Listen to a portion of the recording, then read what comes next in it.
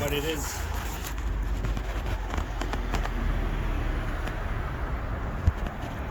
I mean, I could get. The food comes. But actually, you can just talk and stuff. I'm done either way. Because I'm horrible at eating and talking at the same time. Okay, then cool. Yeah. Oh, it's already recording. I'll edit it and post. Alright, let's do it. Hello, welcome to All the Tomatoes. It's my new... I get the name. I thought it was a pizza reference. Like, I mean, I guess because it is the pizza. Yeah. Yep. But I wasn't realizing it was like keep them off. Yeah. Okay. And allergic to tomatoes. Make it a fun time. And so my guest today is Donovan Strong. Do you go by your full name? I go by Strong-O'Donnell. Yeah. Strong-O'Donnell. Whatever works. Cool. And so Donovan's a Chicago comic, and I'm currently in Chicago. And we're at his favorite Mexican restaurant. What's the name of the place? I'll give you it's Burrito House, but a couple qualifiers. It's my favorite late night cheap Mexican spot. But definitely if you need a good Mexican food for under $10, or you need late night food in Chicago, this is one of your best stops. They have, I think, 2 locations maybe, but this is the one on Lincoln, just off of Addison. I'm here at least basically once a week. One late night a week. I'm coming here for some food, some greasy food. It's a good spot. Awesome. Yeah. I'm loving it because it reminds me so much of like my hometown in Pueblo, Colorado. I call it my hometown even though I was born in Boulder, but I'm like, that's where I was mostly at. Yeah. It does make sense. Yeah, there's a huge Mexican community there, and probably have restaurants like this. Yeah. It's heaven on earth. So, why did you pick this restaurant, and why did you pick your food coming up? Well, I wasn't considering the name of the video or the podcast called The Tomatoes, so I suggested a very tomato-heavy dish. I was saying, okay, come to Chicago, take you to my favorite pizza spot, Art of Pizza. You get a good slice of cheese and a good deep dish slice, both of which would have very heavy tomato. Deep dish foundation is, you put the cheese on the bottom and then a thick layer of tomato sauce on top. That wouldn't have worked at all, so I had to do an audible. And I was like, I do genuinely come here. And then we're spitting back ideas. I was unfortunate to find out the one Cambodian restaurant in Chicago is closed. That's a little bit of a bummer. There are some nice Italian restaurants that are a bit of a drive. All right, there we go. I'm going for my total. All right, sounds good. We will be right back.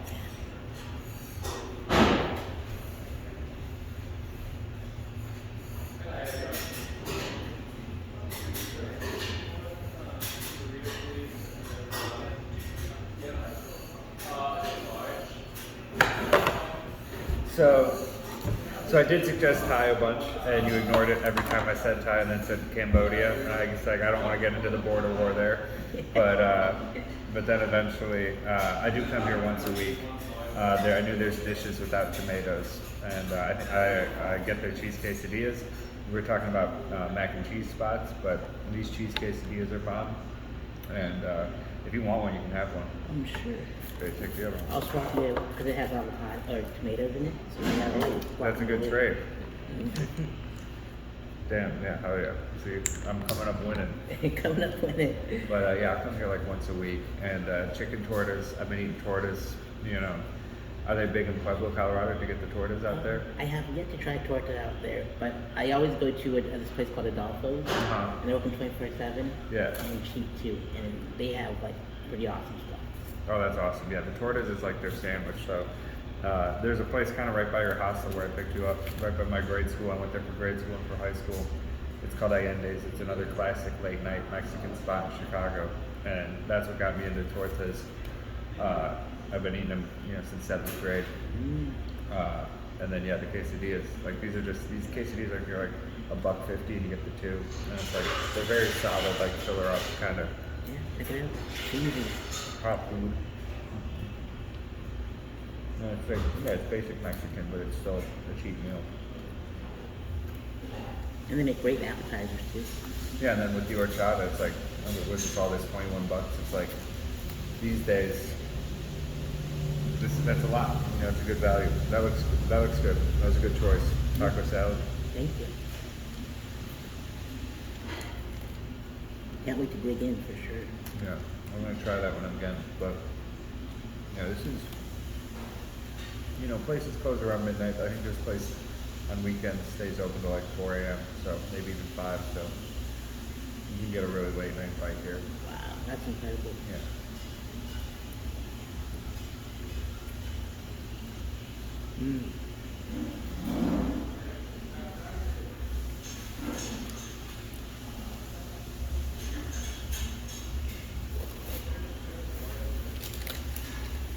Do some jump cuts of us eating. I gotta remind myself to like chew with my mouth closed, but I'm using that on.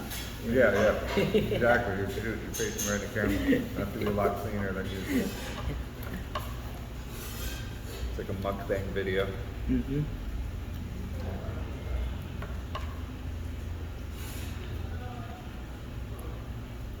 Yeah, it's always interesting, like what parts of the country have thriving Mexican communities that can offer like good Mexican restaurants, and like you go to some parts of the country, they might have one spot. That spot usually is kind of like pretty good because it is kind of like Americanized to the high heavens, but to like but some spots like Chicago, you can go super authentic, you can go super upscale Mexican, you could go super like niche regional Mexican.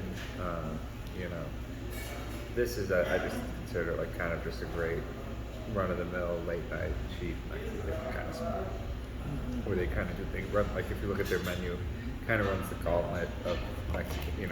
It's like there's fries on it, there's burgers on it, there's things that aren't Mexican on it too. It's a great place to get just a taco, just a regular taco, but it's also got a burger and fries. Awesome. Maybe have some napkins. I found out the quesadillas are Greek. All right. Thank you. Awesome. Yeah, like my options in Florida are Buc-ee's. Okay, good. Then yeah. For late night, yeah. Yeah, that's what I like about Chicago. There's in my head, I'm clearly like it's more metropolitan than it is because I was like, yeah, there's going to be 6 Cambodian restaurants. What are you talking about? I guess Chicago's probably not that big of a Cambodian community. Where are the big Cambodian communities in America? Do you know? Long Beach, California, and Louisville, Massachusetts. Oh wow. Yeah. There's some in Florida, but my parents know them all, but I don't. I've never owned, or my dad knows them all. But, yeah. When did your family come over? In the 70s, during the Khmer Rouge. Yeah, that's what, so they were trying like fleeing that? What? Were they fleeing that? Yeah, they cleared. Wow, that's intense. Yeah, it is. Yeah, they told me all the stories and everything. And were they together, or were they together in Cambodia? Oh wow. Yeah, I've heard some of that like Cambodian psychedelic rock from the '60s. It's really like fun and like it's really guitar. It's like acid rock kind of like. Have you ever heard it? And then then there were a lot of those musicians were part of the Purge. I know, and it was like it's crazy. Like they just had this thriving, counterculture scene. It was intense. I was born in Colorado, so I missed the whole thing. Yeah, it's kind of crazy though. Yeah, like being the child of immigrants who have an intense struggle like that. My grandma's second husband, he was born in Lithuania during World War II, and then Nazi occupied Lithuania. And then when the Nazis were fleeing, the Russians were invading and were killing everyone. So he had to flee into Western Germany during the fall of the end of World War II, and then he stayed in a refugee camp. And it's like he came to America. All those children have very Americanized lives, But it's really interesting, just the kind of the insanity they must have gone through. Big time. And genocides happen all the time, and with the Germans and the Jews, and then Cambodia, and sometimes it's not even reported. Yeah, exactly. Oh yeah, exactly. I still, I know it's Pol Pot, but I know very little about the year zero, whatever politics. But it's I know very little about that whole that whole time, truthfully.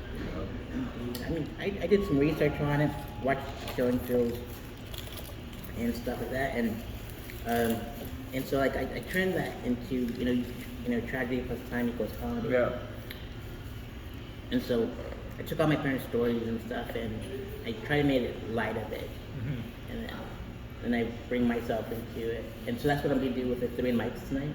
Okay, hell yeah. I'm gonna start off with like the beginning, and then the middle of like my life, and then end current day. I think it's all getting 5 minutes or something. Yep. Yeah. Is that a standard rule in Chicago mics? Yeah. I mean, I think it's a good time. New York I feel like New York a lot of time is 3. Other places sometimes it's 5, right? Maybe, but I think 4 seems just right to me. Get a few jokes out there. 3 minutes you gotta rush and kill. Don't really have any time to breathe. 4 minutes you have time for like 1 breath. Yeah. 5 minutes is too long. I don't have time to watch other new comics go up for 5 minutes. It does make a difference. It really does. I mean, every minute you can get up there is key, especially early. I mean, it's definitely early on. But yeah, I can't watch a new comic go up for 5 or 6 minutes anymore. It's so brutal to me. So, especially 10 in a row. Yeah. In Daytona, we all get 5 minutes, and I'm the DJ there, so everyone gets their own song to walk up to, like pro wrestlers. So I'm always there because I watch everybody's sets. So it's like I either watch them sink or swim. Yeah. You should do like needle drops on like if they bomb. Like it's fun when I like in comedy shows like at mics. We have this one mic trigger warning, and they'll do like sound drops if you're starting to bomb. Oh, nice. Kind of encourages you to get a lot better so you don't get any sound drops. Yeah. Making fun of you when you're bombing. It's a real sink or swim mentality. But yeah, like if I see a 5 minute, like 5 minutes are good and it's key and it's important for the comic to get 5 minutes. But then flip side, with so many of those comics, you get 20 comics up in a night. So many of them, you're like, they could have, they should have got off stage a minute earlier. That's a good way to do it. And I love the ones that are like, they know that they don't have 5 minutes and they get off stage. Yeah. And save time for all the other comics. Those are just some good It's footage. very good. I also don't blame any comic for taking up all their time in that. They give you 5, use your 5. But a lot of them, I'm like, you would have all been better off to only get 4. Indeed. Speaking of time, like how much time do you think you have as a comic? I mean, I've done half hours without problems, but it'll be interesting. Like I've done 45 minutes like once or twice in weird situations, like alternative type room. The pickup truck, I was doing that a lot. And then I ran this one like speakeasy, you couldn't post the address show, and I'd only get like 10 people maybe as an audience because it was just so hard to promote because you couldn't promote the place. It was it's cool when you're a college band doing that, but when you're like a 30-year-old comic, it's not going to fly the same way. So I get 10 to 12 people, but I do up like 45 minutes. I did that show a dozen or so times, and 45 minutes was always stretching, but it was always using different muscles I think you'd use maybe in those situations. I was using pretty much all of my good material, even a few years old. So I was having to go back, to jokes I don't always tell, and I was having to, do a looser, which is good. I think it's actually better when you have the time to breathe, have the time to do loose, have the time to, with those, it was the speakeasy things, it'd be like, everyone was first, second, or third degree to me because I couldn't post the address. So someone knew someone that knew someone I knew. They knew a comic, they knew someone who knew the comic, and they knew me or knew something like that. So you could like kind of engage with that audience, not as like hack crowd work, but you could be more talking about who we all were. These intimate audiences.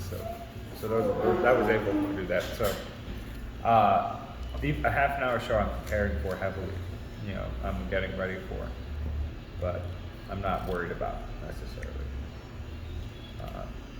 45-minute show, I'm double preparing for, and if it's a good show, like a show that I would be excited for, I'm worrying about it, but I'm ready for it. I think. I mean, they have those don't tell now, but I've never done one. Mm-hmm. I've never done a bonkers. And I've been at it for 10 years, and I'm like, maybe I'm just underground, like way underground. But it's a journey though. It's a Does marathon. Daytona have a don't tell? We just got one. Nice. Yeah, my friend Roy Shepard runs it. He's a Yeah. good fella. Look him up. A Wild Boy is his handle. Speaking of, what are your handles? Strong-O'Donnell, Strongodonnell. Yeah, so, yeah, it's my mom's Jennifer Strong, my dad's Dan O'Donnell, I'm Donovan Strong-O'Donnell, so those are my last, yep, so it's like everywhere, I'm Strong-O'Donnell on everything. Awesome. And I'll be sure to Yep. put that in the description box. Yeah, I was like, yeah, you're gonna type, it'll be, yeah, they'll read it, but you always forget the context, it's like, yeah, to even see this video, you'd have to read, you know, you'll have read it somewhere, you know, I'm not, yeah, exactly. I'm excited though. Oh yeah, dude. I remember when we met was during the lockdown and during the stand-up speakeasy. I was so lonely. Like I was like, I gotta interview my friends, you know. Yeah. And it just blew up, and I'm like, and then I really do it now, but I had to talk to some people that were on the same wavelength, you know. Mm-hmm. That was a fun podcast. I can't remember who recommended you. Amber Autry, and look how she's blown up. She blew up like crazy. Yeah, Very nice of her to suggest me, and then, yeah, no, she's very cool. She's like headlining everywhere now. She's huge in Nashville. Looks like I've never been to Nashville, but she's killing it out there. Dry Bar, Yeah. Don't Tell. Kind of She at headlined- Zany's in Nashville. She headlined the Zanies here. Yeah. I mean, I She's remember. hilarious. She's always been really nice, and she's always been funny.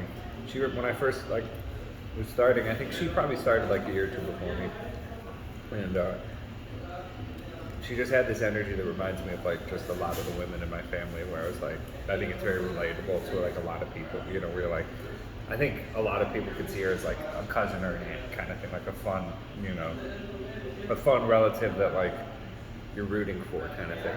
So yeah. I'll make sure it's still running. Yep, still running. 17 minutes. I'll keep it all in there because I love like everything with bloopers and director's cuts because it makes it much better. It's just raw and real. You can just cut out me eating the parts where my food falls out of my mouth. Speaking of food falling out of people's mouths and drinks, like I was telling jokes yesterday at Output, and like this lady spit out her drink because they said I was born on the island of Dr. Moreau, and so I look like a sea turtle with dolphin teeth. Yeah, I like that opener. You did it at Power Hour too. Yeah. Yeah. And I was like, I'm glad she was in the front row. Yeah. Because like, man, it would have gotten all over people. But I'm like, I'm sorry about that. And then they added my friend that I met in New Smyrna Beach, named Gil, I think. But he goes, add at the end, I did that on purpose. And then I'm like, okay, and so it worked. Well, good. Good stuff. I love when like, you know, when like seasoned people like add something great. Like my You friend were saying a guy at Output named Gil last night told you to say on purpose. Oh, it was in New Smyrna Beach and. Oh, okay, good. I was like, yeah, I don't know this guy Gil. Any guy named Gil at Output, don't trust his advice. I'll tell you that though. There might be a Gil in Florida you can listen to. God bless. Thank you. I'm gonna need some more napkins for the napkin re-up. Reminds me of that Ricky Gervais movie, where he like sneezing every time he walks through a ghost or ghost sit. Oh yeah, I haven't seen that movie in forever. Hopefully there's no ghost here also be caught on camera. Oh yeah, there's some ghosts here for sure. Oh. Gladiona. Exactly right. Hell yeah. More Mexican more. Clark, which is Clark Street. That's the old like Indian route, like one of the key Indian routes of like this whole Great Lakes region, and it goes all the way up. It's like the Milwaukee Trail, so it goes all the way up Clark Street turns into some other streets, and yeah, I mean, and then downtown I think it's like Rush Street, but a lot of Clark Street is like the way Clark angles is based on this like 10,000-year-old trail that like was really like one of the key trails to get through this area, this whole region. So which also means this was like actually a populated and traversed region where I think large swaths of the United States weren't. There was almost always, you know, Native American life for sure, like right here. So yeah, so there could be ghosts. That's all I'm getting at. Some Lewis and Clark and Lois and Clark, because that show's dead. Yeah, I guess that's annoying. That was their names. Oh man. But no, I gotta like there wasn't any permanent settlements here. This is all dense woodland. But Chicago River downtown, like that was always a key port. Again, it would have been like it's almost always like hunters would have always been in the region, but no settlements really. We've done about 30 miles that way. Is the Des Plaines River, and that connects to the Illinois River, which connects to the Mississippi River. And there's like this one point where that Chicago River, which leads out to Lake Michigan, gets about like 10 miles from the Des Plaines River. And that 10-mile stretch of land, you can connect you to the Great Lakes to the Mississippi. That's the closest you're gonna get. So that 10-mile stretch of land is one of the key pieces of land in like a 500-mile radius. Because it's the closest, whatever that phrase is, you know, you know. If you had to portage, it's a portage area. Portaging between all the Great Lakes and then the Mississippi River. So, yeah. My friend Chris Buck, he's a Jacksonville comic. He's open for like Kyle's name and stuff. And one of his jokes is, what are the 5 great states? 1 Mississippi, 2 Mississippi, 3 Mississippi, Alabama, 5 Mississippi, or something like that. That's great. Speaking of favorite jokes, what is your favorite joke either by yourself or of another local comic? I would say famous, but I'm like, let's go local all day. Speaking of a good premise I can bring.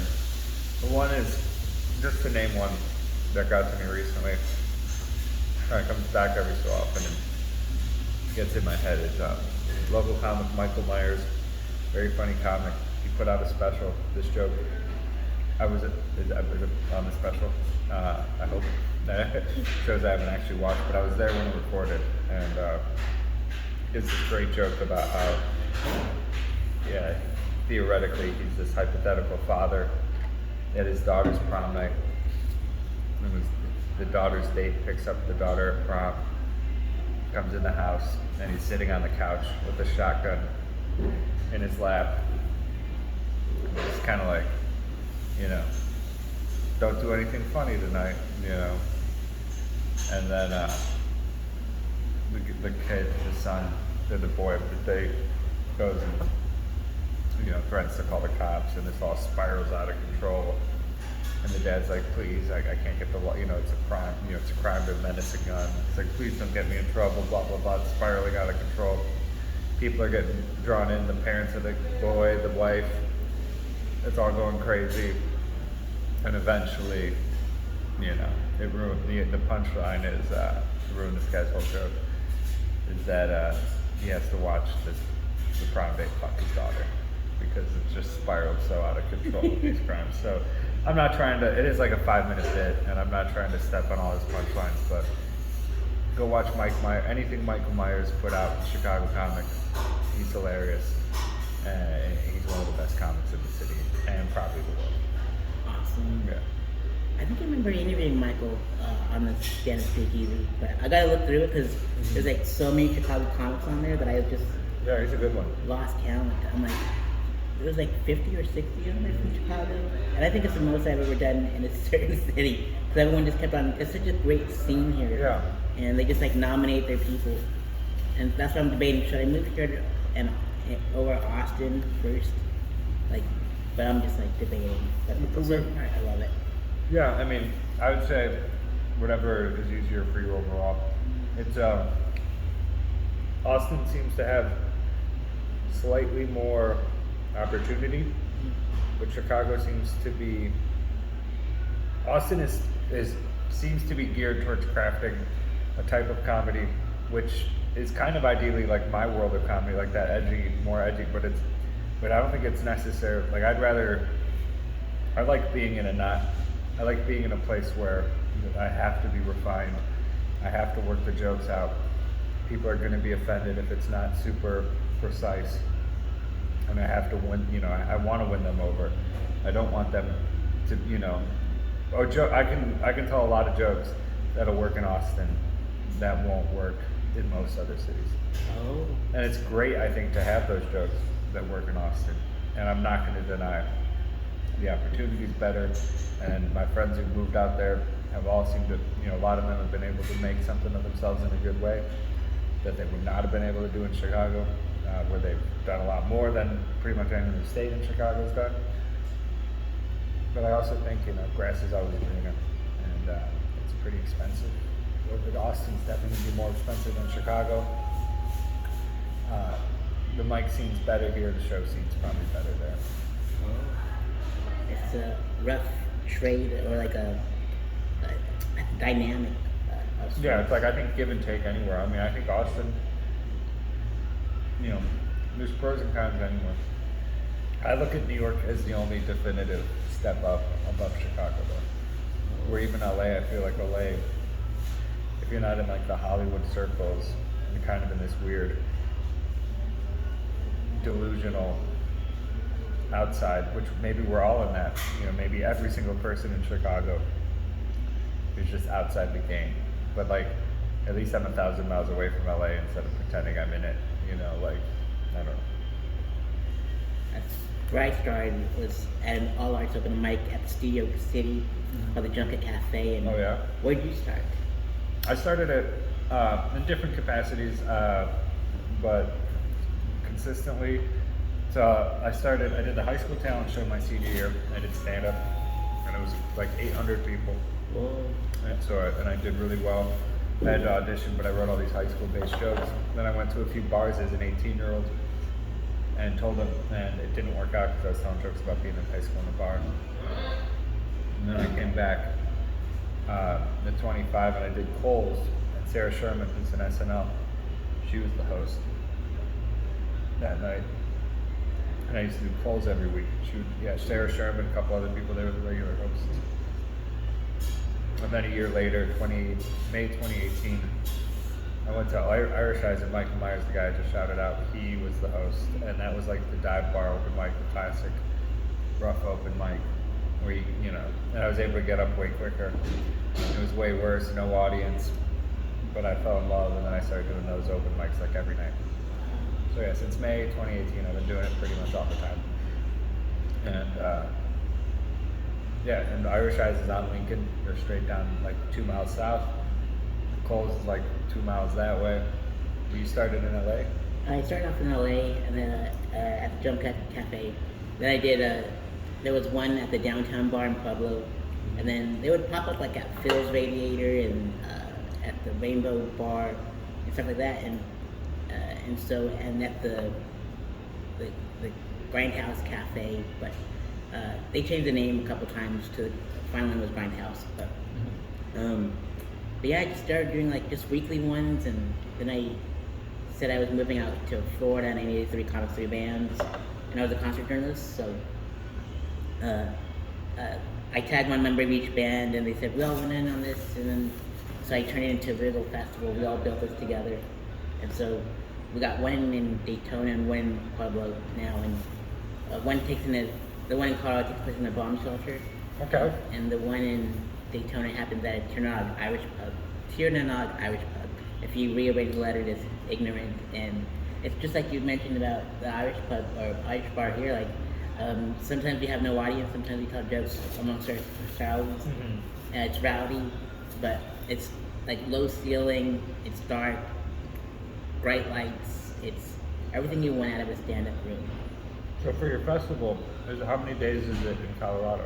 It's gonna be 2 days this year, 19th and 20th. Because what I do is, and we have a pre-party. It's called Party and Bowling instead of Party and Bowl Cheese. You know, like Okay, the very rap cool. song. Yeah. And then So you don't swear? not on stage, but Okay. I You but just I'm- said bowl cheese. That's what I'm saying. yeah.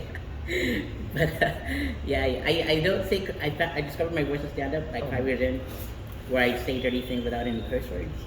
My friends noticed that right away, and I'm like, but it's so much fun to watch. Yeah. They're like, you are so graphic. Yeah. Yeah. But and Harry Breitner up here, he named me the poet laureate of Pornhub. Was my nickname from. So It's double creepy that you don't swear and are addicted to. No, it's all good. It's cheesy. yeah. But I love it. My whole album I put out called Sex, Jokes, and Rock and Roll has no curse words, but it's just super good. Yeah, I mean, no, vulgar. Like there's vulgar where it's not needed. You know what I mean? Like it's swearing, but not saying not saying the song title is funny. Party and bowl cheese. And so like I put that as the 18th, 19th, 20th because of Hunter S. Thompson's birthday, and he's like a huge inspiration in my journalism. And then I put the one in October and December, or in Daytona, for Clive Barker's birthday because I was his apprentice for 3 or 4 years, and so that's what I was doing in LA. Yeah. And so we celebrate their birthdays, and plus Pueblo's area code is 719, so I wanted to make a shirt around that area. So it's super dope. But I've gathered all the best comics that I can and all the local musicians to be a part of. It's more comedy heavy in Daytona. It's more music heavy in Pueblo. How many bands play or music acts? I had like 16, 17 this year. That's cool. Then are they Pueblo based or are they based in other Colorado cities too? Pueblo based. Very Yeah. cool. So Pueblo has a thriving scene. Yeah. How big is Pueblo? It's I think it's pretty big. I mean, Pueblo County is huge. Like there's a farm and everything, and that's where the bomb shelter is in the farm area. Okay. And it used to be a basement, but they changed it into a bomb shelter. So dope. That's cool. Yeah. Yeah. I've randomly done comedy in a few different bomb shelters. It's dope. Yeah, it's it's a good bet. You know, they still exist. They're built to last. They have that weird, like a lot of times they're like, you know, some weird kind of like concave type shape that's good for performance and acoustics, and just throwing a bunch of people in. Yeah. And it's super rad, which reminds me, I wanted to give you something. All right.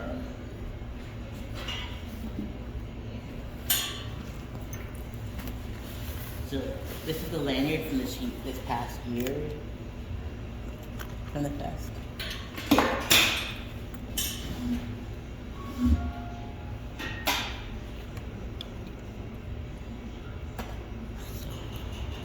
It's a mixture of Fear and Loathing in Las Vegas meets Hellraiser. Oh, And so we got together with Liquid Death. the water. Yep. That's sick. Yeah, so they found, I told them what was going on, and they let me put their logo on there and their motto, and every artist is on the back. So look them up and check out their comedy and their music and stuff. But it's on my website too, Yeah. and so you can just click them on their links, and it'll take you straight to their stuff. But, Oh yeah, that's it. This is an undertaking. You have so many acts on this. and they're all my friends, so they don't charge me an arm and a leg. Yeah. And that's why I do it. It's like, and so like whenever there's like a touring comic and they need help routing a tour, I try my best to do it. But a lot of times there's no paying gigs. Yeah. Rue, met her on Friday. Yeah. There you go. Oh yeah. So hopefully one day we were talking about it. I'm like, one day I'll try to get you on if I can afford you. But like all my I'm friends. cheap, but if I'm in the area. Yeah, if you're in the area. If I can line it up. So yeah, all my friends are like, what do you guys want? They're like, we want the shirts. And I'm like, Yeah. okay. So these are the shirts. I dig it. And who did the logo? My friend Charlie McMullen. He's a comic too. He opened for Mo Alexander a couple times. They're Right. really good friends. But he was like in Memphis and like Vegas and LA for a little bit, but he came back home. He's my roast master too. So that was my first show ever. Oh, hell yeah. Yep. So yeah, we're dope. Yeah. So we got the next scene planned out for the cover, and it's where like the whole hotel's all flooded, and Hunter's in there. And there's like a bunch of TVs and stuff. I like it. I like, reminds me of, it's like a mix of the Fear and Loathing, obviously, the car, the Hellraiser, you got Hellraiser, you got, what's the, I've only seen the movies, but where the buffalo roam kind of thing, where they're like, Peter Boyle. Yeah, that's Johnny Depp, and that's Benicio del Toro. okay, well, have you seen where the buffalo roam? Have you seen that one? We're gonna that's gonna be chapter 2 of the series. So Okay, hell yeah. yeah, so they're gonna end it with where he's driving off. Okay. You know, and Okay. then we're gonna switch it back to where the buffalo roam. But we're gonna put Bill Murray and Peter Boyle into Hellbound Hellraiser 2. Okay, hell So yeah. that's gonna be that's a news breaking news for you. Oh yeah. So, and then we're gonna pay homage to Clive in some way because Yeah. we took him under his wing for so long. That's cool as hell, yeah, that connection. Yeah, that makes sense. Oh, that makes, yeah. So what were you doing? You were an intern for him in LA? Intern for like the summer first, and then he loves what I did because he didn't expect me to bring the RZA from the Wu-Tang Clan up to the studio. Oh, damn. How did you get connected? How did you get connected to RZA? Well, I was just chilling, minding my business. Like You're like, you were just Wu-Tang, like head to toe, like you are today. Yeah. If RZA walks by and you're dressed Wu-Tang head to toe, I guess he'll say something. You're like, oh, hey, man. Yeah, we were at the House of Blues on the Sunset Strip, and it was like the Method Man, Red Band, and Ghostface show, right? Oh, wow. And so they had 2 shows on that day. And I'm like all wooed out, and like the House of Blues thought I was working for the Wu-Tang Clan. The Wu-Tang Clan thought I was working for the House of Blues. Oh, wow. So everything was all big stuff in the beginning. And I feel like And you're not even working there. I'm not even working. That's awesome. Yeah. You just, yeah. I was just like it was before my concert journalism day. Yeah, yeah. And so there was a tour bus parked on the top of the ramp to the parking thing. Yeah. And like Ghostface walks by, he goes, "What's up, kid? What's good?" And then RZA walks by. I'm like, "This is nuts," and I'm just trying to just like maintain everything. And then again, so I'm just going to the first show, first one in, last one out. So I gotta get that spot. And Method Man was like walking on people's hands and everything, like, and then this is like spin move, like a wrestling move, and just landed right. I was like, "This is so cool." And then I bought all kinds of merch from the merchmen, and they're like, "Dude, you spent so much money, and like that shirt's so old. It says Method Man's all faded, holding the elbows, everything. He goes, you need some new gear." I'm like, "Yeah, I need some new gear, so that's why I'm here." And so I bought all their gear. He goes, "Dude, you don't even have money for the second show." I'm like, "I know, I'm bummed." He goes, "Don't worry, we got it." Oh, that's so nice of them. Yeah, so they gave me a wristband, and they told me to wait outside until the next people come in. And they're like, "You can go anywhere but backstage, but just be cool." I'm like, "All right, cool." So I go backstage, go up to the balcony, and guess who shows up? Cat Williams shows up. Oh, damn. Yeah. So he's throwing money off the balcony, and then he's off pouring Dom Perignon for everybody, passing it out. And I go, "I don't drink it, but thank you," you know. He's just like mean mugging, Devin swinging back and slide inside. And I saw the opening act, and it was Big Stat. And we met, and he connected me to, like, a couple years later, he said, "Hey, this is what Method Man's manager looks like. He's working the merch table, and introduce yourself." And I did, and this is going way off. But he takes me downstairs. He goes, "You want to meet Method Man?" "Yeah, sure." So he takes me backstage to go meet Method Man, like a couple years ago. But I was waiting for my car after the Method Man, Red Man, Ghostface show ended. And this guy knocks on my, we talked, this guy named Armel. He's Jizz's artist. I didn't believe him. LA Smoke and Mirrors. I'm like, "All right, whatever, dude." But he goes, "What are you doing out here?" I'm like, "I'm just interning for Clive Barker. He did Hellraiser, Candyman, all that stuff." And he goes, "No way." I'm like, "Yeah." He goes, "Here's my number. Let's connect and talk over the weekend. Just arrange something." I'm like, "Cool, whatever." I didn't believe him. So I'm at Barnes and Noble in Palmdale doing research for Clive. So he needed me to help out with some research. And I get a phone call from the dude, Armel. I'm like, hey Armel, how are you? What's going on? How's your weekend?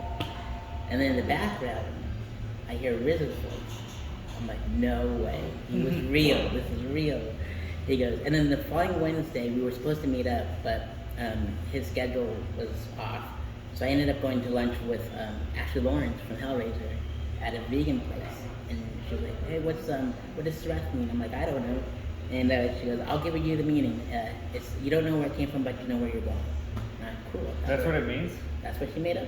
Oh, she made it up. Damn. I'll stick with it. And then the following Friday, RZA pulls up with in a maroon BMW with his assistant Tam. And then on the other side, a couple minutes later, Armel shows up with his buddy. They take him on this grand tour of Clive Studio. And I'm like, Clive, get over here! Like, you got to meet RZA. Like he worked on Kill Bill Volume 1 with Quentin. And Quentin looks up to you. This is like a whole 6 degrees of separation going on right now. And he was like, it was my last day of my summer internship, and they didn't get to meet, but what I did was I showed RZA that Clive had this huge comic book collection. Every single Wednesday I'd go to Meltdown Comics, pick up his comic book. And I alphabetized the whole thing by company, all that. Numerical, everything, numerical, everything. And I go, dude, go to the Douglas section in that box, tell me what you find. Finds like 2 comic books, he goes, that's respect. And so he goes, we saw like this Hellraiser 3 poster. He goes, dude, Hellraiser scared the crap out of me. And I took him on tour, and then, but yeah, that's how I brought RZA up to the studio. That's pretty cool. Yeah. I like that story. Let's go. And then you got to meet RZA. And yeah, they had a whole 3 hours. Oh, wow. We talked about Gravediggers, and I thought back today, I remember who the Gravediggers was at the time. I was all Wu-Tanged out. Now I did my research, I know who Gravediggers is now. Yeah, I don't know that. I don't know that. They were a horrorcore group. Okay. Prince Paul and Fuquan and everything. Okay. Oh, yeah. And I might have heard the name. I know Prince Paul, yeah. Oh, very cool. And so their song is on Demon Night called 1-800-Suicide. Okay, hell yeah. So, Bump it in the car. there you go. But yeah, that's the story of me and RZA in the group. And he goes, I don't want to work with Clive if you don't want, if you're not involved. And like, I didn't know that he was trying to invite me to the Dirty premiere of the old Dirty Bastard premiere. Yeah.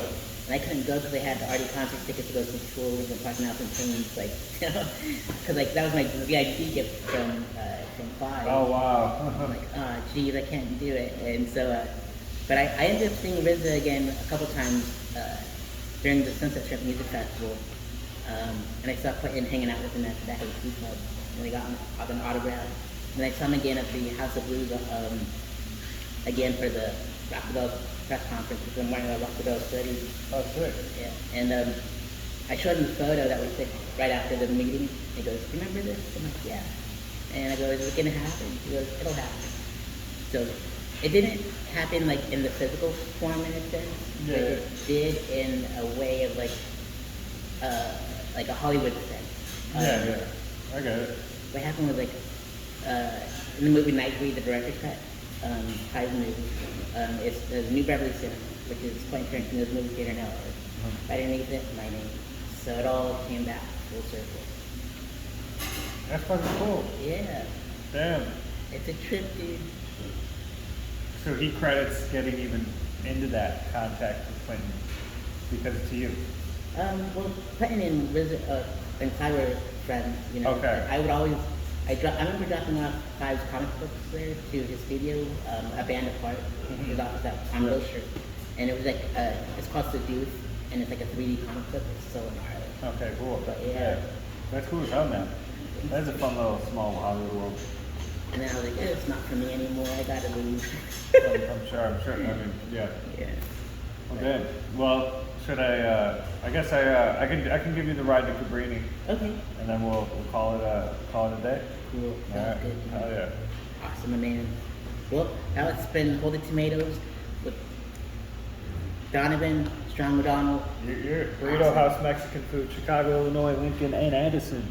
Woo. Sounds good, dude. Oh, it's already 44 minutes. Not bad.